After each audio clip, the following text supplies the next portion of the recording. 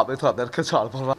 আসলে ছোটবেলা থেকে আমি ছোটোখাটো ফাংশানে গ্রামের অঞ্চলে অনুষ্ঠান দিয়ে মানুষকে হাসানো, কাঁদানো ছোটোকাল থেকেই আমার কাজ। কিন্তু এত বড় পর্দায় আমাকে দেখা যাবে কখনো ভাবতে পারিনি।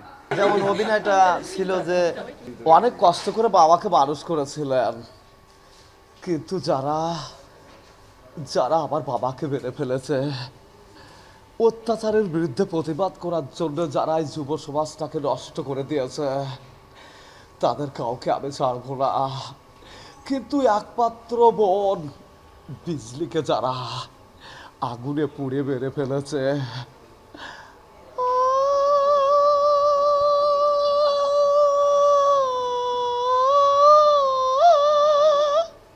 আমি তাদেরকে ছাড়বো না।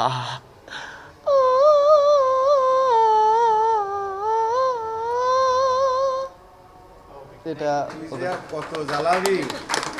ধন্যবাদ।